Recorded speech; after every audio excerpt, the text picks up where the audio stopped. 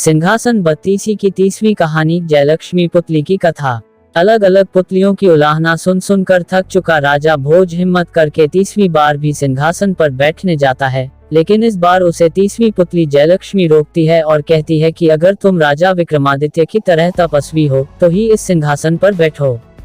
ये कहते हुए 30वीं पुतली जयलक्ष्मी उसे राजा विक्रमादित्य के तपस्वी होने से जुड़ी कहानी सुनाती है। आइए जानते हैं कि इस कहानी में जयलक्ष्मी ने क्या बताया। राजा विक्रमादित्य बड़े तपस्वी भी थे। उन्हें एहसास हो गया था कि अब वह ज्यादा से ज्यादा 6 माह तक ही जी सकते हैं। इसके बाद उन्होंने वन में एक कुटिया बनाई और राजकाज से जो समय बच जाता था उसमें साधना करने लगे। एक दिन राजमहल से कुटिया की तरफ आते वक्त उनकी नजर एक हिरण पर पड़ी। ऐसा अद्भुत हिरण उन्होंने कभी नहीं देखा था।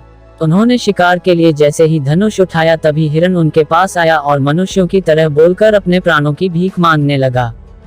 हिरण को मनुष्य की तरह बोलते हुए देख राजा को बहुत आश्चर्य हुआ और उनका हाथ रुक गया। राजा ने उस हिरण से पूछा कि वह मनुष्यों की भाषा कैसे बोल लेता है।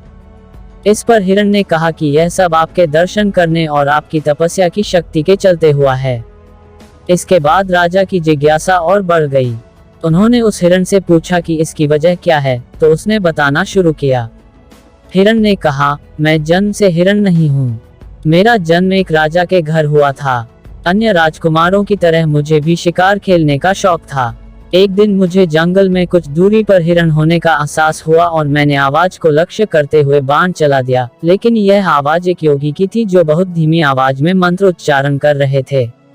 वह तीर उन्हें तो नहीं लगा, लेकिन उनके कान को छूते हुए एक पेड़ में घुस गया। मैं अपने शिकार की खोज में जब वहां पहुंचा तो पता चला कि मुझसे बड़ा पाप होते होते रह गया। साधना में विघ्न पड़ने से वह योगी बहुत नाराज थे और मुझे सामने देखकर वह समझ गए कि यह बाण मैंने ही चलाया था। इससे पहले कि मैं कुछ कहता, उन्होंने मुझे श्राप दे दिया। उन्होंने कहा, हिरण का शिकार करने वाले मूर्ख, आज से तू खुद हिरण बन जाएगा और शिकारियों से अपनी जान बचाने के लिए यहाँ से वहाँ भटकता रहेगा। इसके बाद मैं उस योगी के पैरों में गिर पड़ा और श्राप से छुटकारा पाने की प्रार्थना करने लगा। मेरी आंखों में पश्चाताप के आंसू देखकर योगी को दया आ गई और उन्होंने मुझसे कहा कि श्राप तो वापस नहीं हो सकता, लेकिन इसका प्रभाव काम हो सकता है। तुम तब तक हिरण बनकर भटकते रहोगे जब तक महान और तेजस्वी राजा विक्रमादित्य के दर्शन नहीं हो जाते। उनके दर्शन होते ही तुम मनुष्यों की तरह बोलने लगोगे। राजा विक्रम ने जिज्ञासा से उस हिरण से पूछा, तुम अब मनुष्य की तरह बोल तो रहे हो, लेकिन तुम्हें हिरण रूप से मुक्ति कब मिलेगी और कब तुम मनुष्य रूप में आओगे? हिरण ने जवाब दिया, इस रूप से भी मुझे जल्द ही मुक्ति मिल जाएगी। योगी ने कहा था कि अगर मैं आपको अपने साथ लेकर उस योगी के पास जाऊं तो मैं अपने वास्तविक रूप में आ जाऊंगा। ये कहकर हिरण आगे आगे चलने लगा और राजा विक्रम उसके पीछे चलने लगे। थोड़ी दूर चलने के बाद उन्हें एक योगी पेड़ पर उड़ा लटकर साधना करता नजर आया। राजा समझ गए कि हिरण रूपी राजकुमार इसी योगी की बात कर रहा है। वे जब उसके पास आए तो योगी पेड़ से उतरकर सीधा खड़ा हो गया। उसने राजा का अभिवादन किया। राजा विक्रमादित्य समझ गए कि यह योगी उन्हीं की प्रतीक्षा कर रहा था। जिज्ञासावश राजा ने उससे पूछा, आप मेरी प्रतीक्षा क्यों कर रहे थे?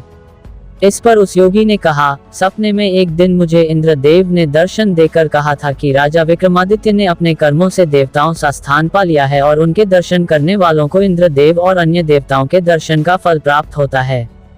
इसलिए मैं इतनी कठिन साधना आपके दर्शन के लिए कर रहा था। राजा विक्रमादित्य ने उस योगी से कहा, अब तो आपने मेरे दर्शन कर लिए हैं, क्या मुझसे कुछ और चाहते हैं? इस पर योगी ने उनसे उनके गले में पड़ी इंद्रदेव की ओर से मिली मूंगे वाली माला मांगी। राजा ने खुशी खुशी वह माला उस योगी को दे दी। योगी ने जैसे ही उनका आभार प्रकट किया वैसे ही श्रापित राजकुमार फिर से मानव शरीर में आ गया। उसने पहले राजा विक्रम के और फिर योगी के पांव छुए। इसके बाद राजा उस राजकुमार को लेकर अपने महल आ गए। अगले दिन वह उसे अपने रथ पर लेकर उसके राज्य के लिए निकले। दोनों जैसे ही राज्य में घुसे तभी सैनिकों ने उनके रथ को चारों तरफ से घेर लिया। वह राज्य में प्रवेश करने की वजह पूछने लगे। राजकुमार ने अपना परिचय दिया और सैनिकों से रास्ता छोड़ने के लिए कहा, लेकिन सैनिकों ने बताया कि उसके माता पिता को बंदी बनाकर जेल में डाल दिया गया है। अब यहाँ का राजा कोई और है।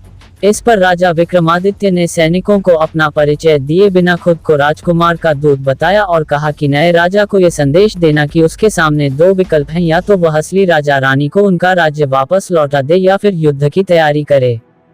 उस सेनानायक को यह सुनकर बड़ा अजीब लगा। उसने राजा विक्रमादित्य का मजाक उड़ाते हुए कहा, युद्ध कौन करेगा? क्या तुम दोनों युद्ध करोगे? यह उपहास देखकर राजा विक्रमादित्य का क्रोध सातवें आसमान पर पहुंच गया। उन्होंने तलवार निकाली और उस सेनानायक का सिर धड़ से अलग कर दिया। सेना में भगदड़ मच गई। किसी ने दौड़कर नए राजा को ये खबर दी। ये सुनते ही राजा सेना लेकर वहां पहुंचा। राजा विक्रमादित्य इस हमले के लिए पहले से तैयार थे। उन्होंने तुरंत दोनों बेतालों को बुलाया। दोनों बेतालों ने राजा विक्रमादित्य का आदेश मिलते ही रथ को हवा में उठा दिया। इसके बाद उन्होंने गायब होने वाला तिलक लगाया और रथ से कूद गए। अदृश्य होकर उन्होंने दुश्मनों को गाज़ मूली की तरह काटना शुरू कर दिया। सैकड़ों सैनिकों के मारे जाने व दुश्मनों के नजर न आने से सैनिकों में भगदड़ मच गई। ज्यादातर सैनिक नए राजा को छोड़कर भाग गए। इसके बाद नए राजा का चेहरा देखने लायक था। वह हैरान, डरा हुआ और हताश था।